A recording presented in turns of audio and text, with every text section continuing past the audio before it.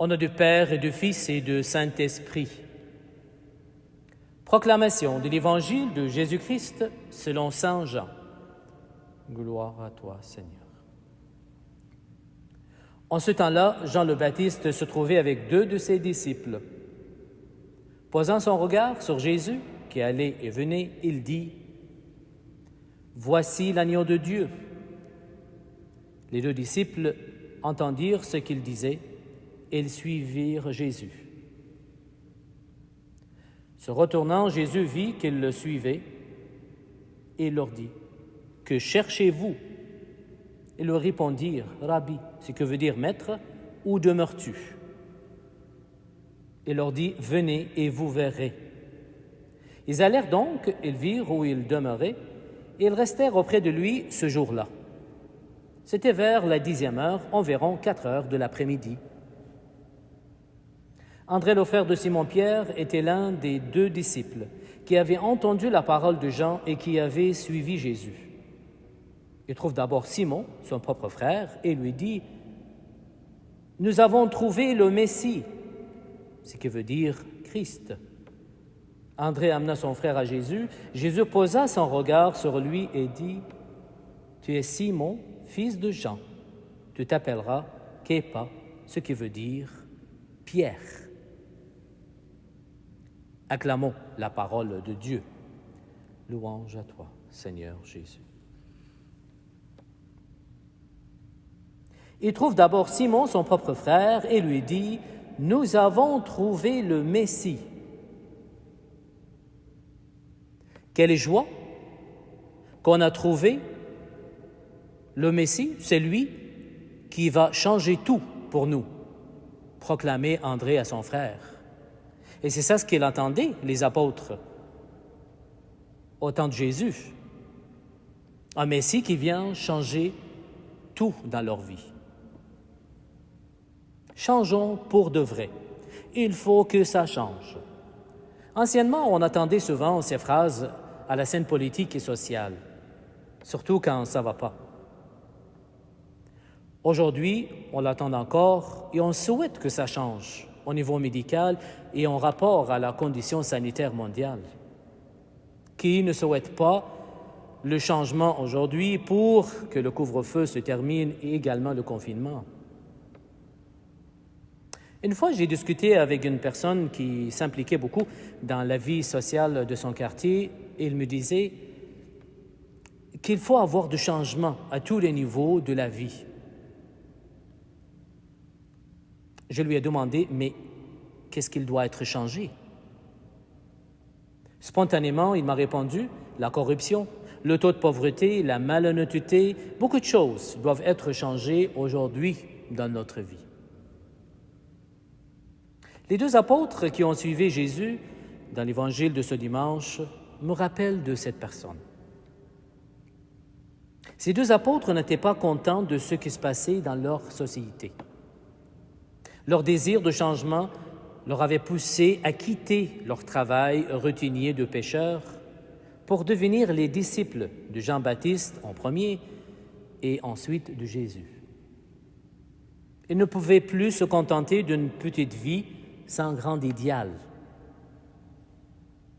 Un des 2 apôtres, André, proclamait qu'il a trouvé le Messie. Mais cela ne veut pas dire seulement qu'il a trouvé Dieu pour lui, mais qu'il a trouvé aussi un Messie qui va changer toute leur vie à tous les niveaux, et personnels et collectifs. Dans la mentalité biblique, Dieu s'engage profondément dans la vie des êtres humains, comme il s'était engagé dans la vie de Samuel. Le premier livre de Samuel de l'Ancien Testament nous dit « Samuel grandit et le Seigneur était avec lui ». Mais pour faire ce changement important dans notre vie, Dieu nous demande, comme il a demandé aux apôtres dans l'évangile de ce dimanche, que cherchez-vous. Il n'a pas dit qui cherchez-vous, mais que cherchez-vous. Jésus nous pose la même question aujourd'hui, chers amis. Que cherchez-vous? Que cherchons-nous dans notre vie aujourd'hui?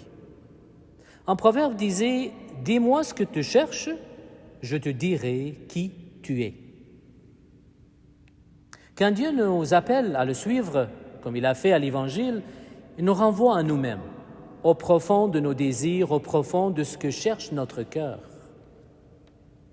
Nous devons écouter notre cœur parce que c'est là où Dieu demeure. Ainsi, nous pouvons dire, à l'exemple de Samuel, « Parle, Seigneur, ton serviteur écoute. » Des fois, j'entends les gens disaient, on prie beaucoup, mais on n'attend pas Dieu répondre à nos demandes ou on nous fait un signe. Il est certain qu'on n'entend pas Dieu si on ne l'écoute pas dans notre cœur, dans la profondeur de notre cœur. Il est là, Dieu. Avant de suivre Jésus et répondre à son appel dans notre vie, nous devrions savoir ce que notre cœur cherche et quel changement nous voudrions faire dans notre vie pour la rendre plus heureuse. Vous savez, quoi que ça paraisse long, la pandémie est temporaire. L'humanité a traversé plusieurs pandémies. Ne cherchons pas un changement temporaire fixé sur les problèmes du temps présent. Cherchons plutôt un changement qui produit des effets permanents dans notre vie. Cela étant dit, tout changement permanent doit commencer par l'intérieur. Sinon, il ne perdurera pas longtemps, ce changement. Depuis un an, la pandémie, qui est un phénomène temporaire, nous pousse vers un changement intérieur permanent dans nos habitudes quotidiennes, dans nos façons de faire, dans nos relations et notre solidarité collective. La pandémie nous pousse même vers un changement intérieur pour vivre notre foi et notre spiritualité. Chers amis, s'il faut que ça change pour nous, alors il faut qu'il soit de l'intérieur.